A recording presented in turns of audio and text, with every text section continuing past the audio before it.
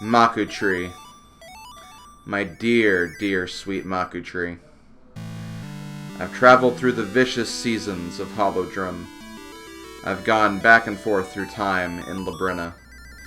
We've beaten a lot of dungeons, collected a lot of items, beaten a lot of bosses, gotten a hell of a lot of rings. But through all of this, through both of these amazing adventures, filled with perils, dangers, and very hype moments, there's been one thing that has always stayed consistent. You're a tree. You are a tree, and you will forever stay a tree. And because of that, I just don't see how this marriage will work. Humans and trees, I just don't think there's a true connection there. I'm sorry, there's just speaking honestly, speaking from the heart, I just don't think we can make it work. However, one thing I will tell you, you are the best damn tree wife a man could ever ask for. So thank you. Thank you, Maku Tree, for being a tree. And for always being a tree.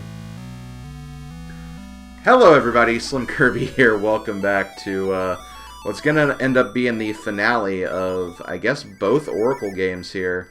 We've beaten both Oracle of Seasons and Oracle of Ages. We've showed off some linked game content. And now we are going to jump right into what's going to be the final conclusion of both games. Princess Zelda has been captured by Twinrova, and we are going to put a stop to her. So, let's go ahead and get this started, guys. So once you finish the second game, you'll be warped to this point right here. This is the Room of Rites. We have one mini puzzle to solve before we complete this. It's not too bad. Basically, you enter this room and you see a bunch of these little eye things, and they'll be basically looking in different directions. The goal here is you want to enter the direction of which none of the eyes are looking at. So, as you can see, none of them are looking to the room on the right, so we're going to be going to the right. And we got to do this a couple of times, so do not fret. Like, we're going to be at this for a while, so we're going to go to the left now.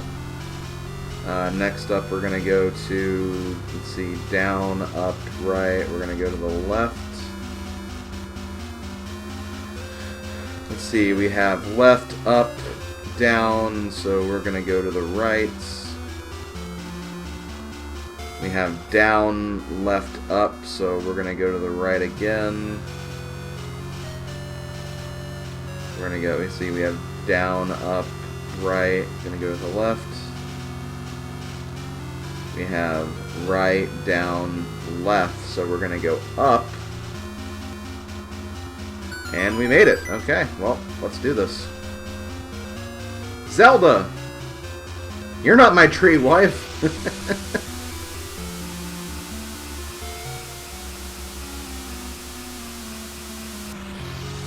So, Slim, you finally reached the altar. Bother. We can't have you scampering about up here.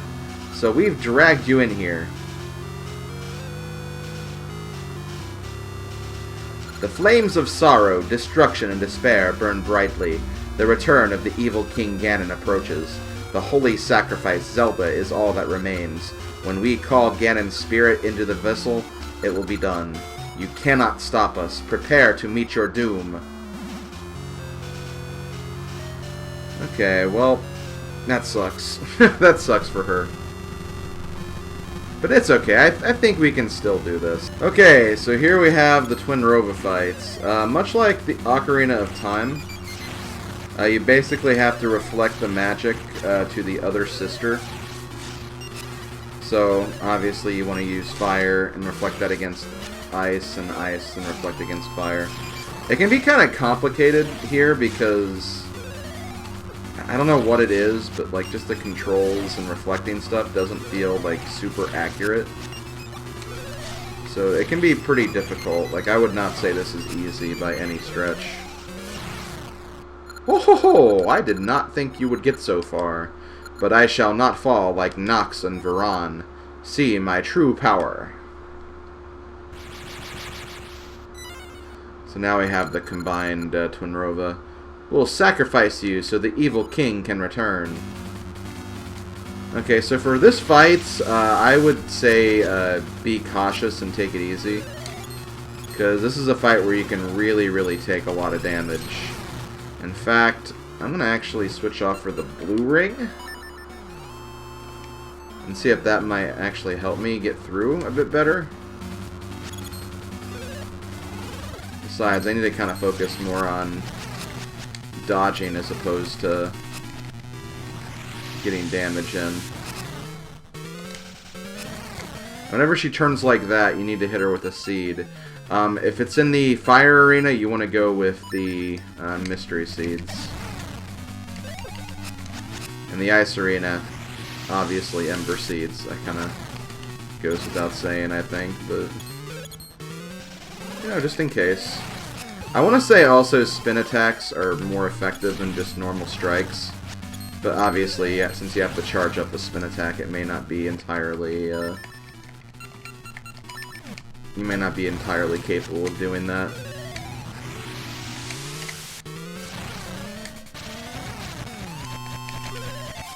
Also, yeah, you can spin attack the bats, which is nice.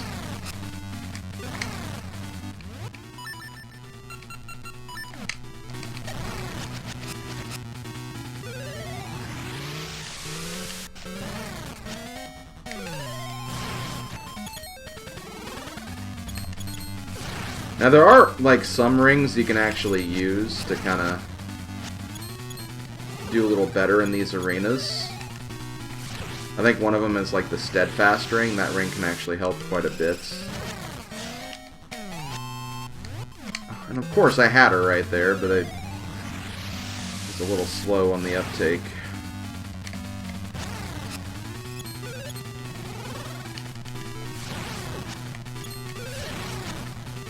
Crap, I don't know if I can... Damn it.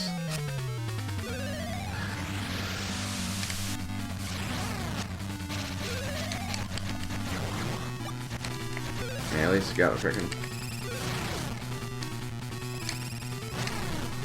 There we go.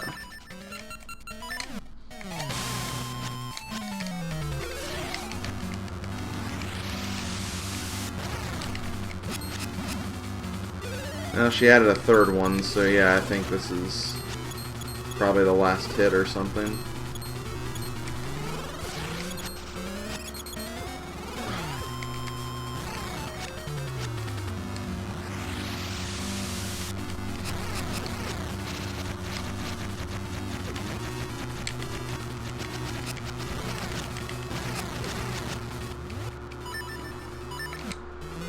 Yep, there we go. Ho ho! Ganon's return was but a step away, Slim. It's not over. Our rites have failed, but by sacrificing his body, Ganon will return. Oh boy.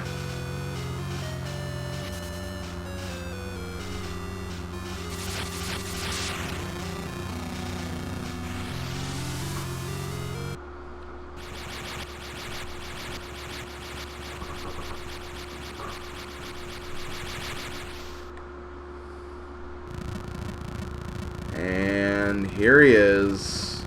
He is freaking huge, by the way. Whoa! Destroy all. Kill all. So yeah, we have the Ganon fight. And let me tell you, Ganon is no pushover here.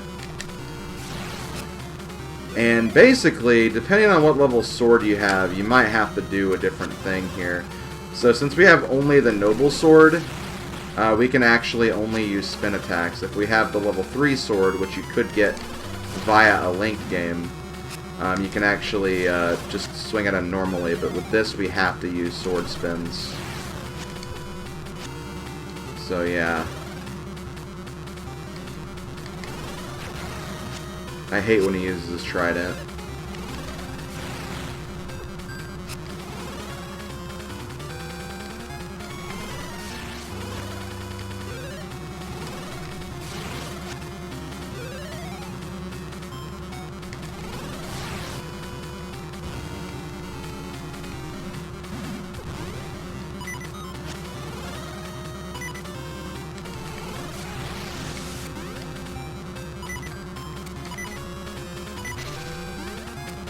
And when a blue-black background gets like this, your controls are reversed, so you have to keep that in mind.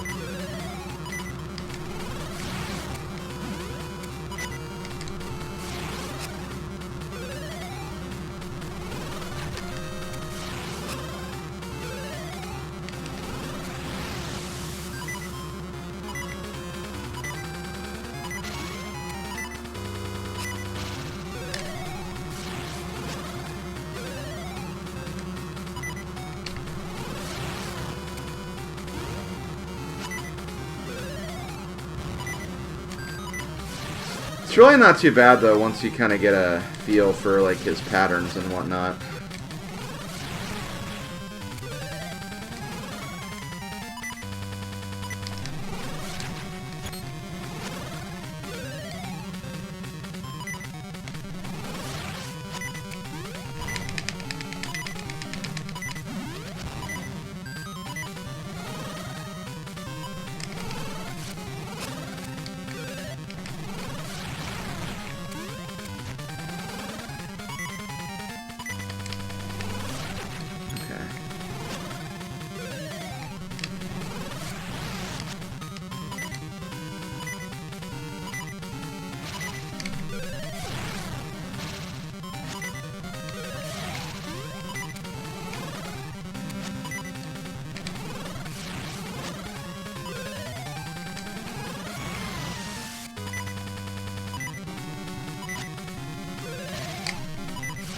Whoa ho ho! I am the evil King Ganon.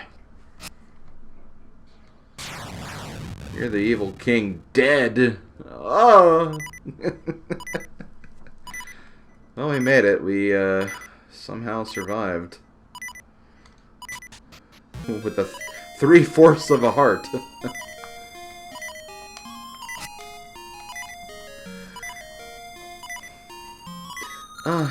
Slim. It's ended. Thank you. Slim, you halted the completion of the rites that would have revived Ganon. Since they could not sacrifice me in their final rite, the powers of darkness could revive only a mindless, raging Ganon. Your power, wisdom, and courage were able to prevent Twinrova's planned resurrection of Ganon. Now, hope and peace can return to the hearts of the people. Thank you, you are a true hero. Let us return to the others. Oh no! The castle is crumbling now. That the powers of Shadow wane. We must get out of here.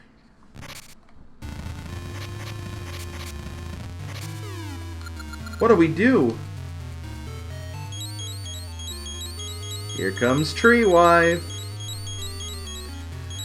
Slim, you did it. I knew you could. Leave this to me.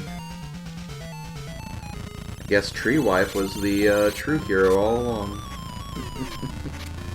You know what, Tree Wife? I will marry you. Welcome back, Slim. Now the world is at peace. I knew you could do it, Slim. And I knew you'd come back. Welcome back, Zelda, and you too, Slim. It's all over, isn't it? I knew you would find a way, Slim. Let us dance together again. Zelda, I am glad to see you return safely. Slim, you are all I expected. I always believed in you. Slim, the 3 Triforces on your left hand symbolize power, wisdom, and courage. These are the mark of the hero who is fated to appear when peace crumbles in Hyrule. With the essences of nature and time, and the courage you possess, you have fought back the powers of evil. The guidance of the Triforce has made you into this legendary hero. Thank you. Thank you, Slim. She kissed me in front of my Tree Wife! Aw, and she's mad, too. Oh. Oh, there we go. That is it, I believe. I think we are done. I think that is, yeah, Legend of Zelda Oracle of Ages. Or to be more specific, the Legend of Zelda Oracle of both games. Okay, so I'm not going to wrap up ages necessarily because technically I already did that in a previous video. I want to talk about both Oracle games on their own because I feel like the Oracle saga, both games, Oracle of Seasons and Ages, I think they are both excellent games. Like, you don't really hear them talked about much because they were made in a time kind of like after Ocarina of Time and after Majora's Mask and before Wind Waker. And the N64 Zelda games are very, very popular. So I almost feel like those games honestly kind of took over and kind of made these games seem, you know, not important or just, you know, underappreciated because of that. And it's a shame because both of these games are excellent. Like, you know, I kind of mentioned there's definitely, I'm sure, debates out there, like which game is better, Oracle of Seasons or Oracle of Ages. Honestly, I'd argue that they're both fantastic. They're both fantastic in their own rights. I think after playing both, I think I still just kind of slightly prefer Ages. Just because I kind of like the dungeon design a little more. It's kind of more puzzle-oriented as opposed to combat-oriented, and I love the puzzles in Zelda. And I think Ages does a great job with that. The 7th dungeon can definitely go to hell, but aside from that, I mean, you know, there was a dungeon in Seasons that wasn't that great either. I didn't exactly enjoy Dungeon 7 of Seasons either, and as cool as Dungeon 8 was, there are definitely some aspects of that where you can get lost very easily. But, like, still, like, even those minor things, like, I love both games equally. I think that these games should definitely be given a shot by people, for sure. Because they're a lot of fun. Like, if you enjoyed Link's Awakening, a game that's very similar to this in terms of just general gameplay mechanics, you'll love the Oracle games. It can be kind of hard to find out where to go sometimes, and there's, like, a lot more in-between stuff, I feel like, in these games compared to Link's Awakening, and sometimes in many other Zelda games as it is, but there's usually something you can do, and it's just kind of a matter of looking around till you find that next objective. And that's just kind of what good exploring games do, is like you're supposed to figure out what to do next. The game honestly shouldn't, like, handhold you, like, 24/7. But yeah, like, both games are fantastic. I have a much greater appreciation for these games. I already did after the last time I played through both of them, but now I have, like, an even greater appreciation for them. I don't know if they'd be in my top 5, but I think they'd easily be in my top 10. And again, I'd probably combine them just because, again, they're great games, and I really enjoyed playing them for you guys. So as far as next Zelda game is concerned, I mean, I'm not done with either of these games yet. I still have some extra videos to make in regards to, like, all the secrets and everything, which I will be doing that probably next week for a couple of days. But, yeah, that's going to be it for this project. So the next Zelda game I'm going to be doing on the channel is going to be The Legend of Zelda: The Wind Waker. Wind Waker is the next Zelda game I'm doing. I'm looking forward to it because I really enjoy Wind Waker. Wind Waker is probably in my top 5. I haven't decided if I'm going to do the GameCube version or the HD version on Wii U. I'm kind of leaning more towards the GameCube version just because that's the version I grew up with, and I kind of like the controls options better for that one compared to the HD version, but I don't know. I might figure it out. I have, like, what, probably a year to decide. Although I might start it a bit earlier. I have no idea. I have a couple of months before I'll make that final decision. But Wind Waker is definitely going to be next. Wind Waker is definitely the next game I'm going to be working on, so we'll definitely leave it at that. But yeah, I had a lot of fun with Oracle. Great series of games. I was happy that I worked on both games pretty much for the last third of this year. Definitely a fun series of games to go through, and if you've never played them before, I definitely recommend it because they're both really fun games. So yeah, this has been Slim Kirby. Thank you for watching, everybody. I will see you guys for the next project, and for any upcoming videos as well. Thank you for, again, watching all of my projects, not just from this series, but also the entire year. This is pretty much going to be the last game I finish this year. Not going to be starting anything new until 2019. So yeah, thank you guys for another great year. There'll be some extra videos to come for this series. And then there'll of course be the 2018 Top Projects video. So if you want to watch that, come back on December 31st, and we'll see how the Oracle games rank on those. So yeah, that's going to be it for me. Thanks for watching, everybody, and I'll see you guys later. Later, folks. Okay, there's actually one last thing I need to discuss before I end this video. As you can see, after we completed the credits and after we pressed the few buttons, we actually got to a new screen here. This is the Hero's Secrets. The Hero's Secret is basically a secret you get after you complete a linked game playthrough. And the idea of the Hero's Secret is to basically experience the two games you just played through with or without the linked game settings, depending on what you did the first time. So for example, for this playthrough, or these playthroughs, I did an unlinked seasons playthrough and then a linked ages playthrough. So with this code right here that I got at the end of my linked ages playthrough, I basically put it back into ages, start an unlinked playthrough of that, and then I can do the unlinked ages playthrough and afterwards move on to the linked seasons playthrough. And that way it'll allow me to experience essentially just both games entirely and, you know, obviously see all the differences, be able to collect more rings and whatnot. In fact, I believe when you start the Heroes mode, or the Heroes Secret, start a game with the Heroes Secret on, you will actually get a ring in your inventory already, the Victory Ring, which basically signifies that you've actually beaten both games before on a linked game playthrough, and you started a new playthrough, so another trophy ring, basically.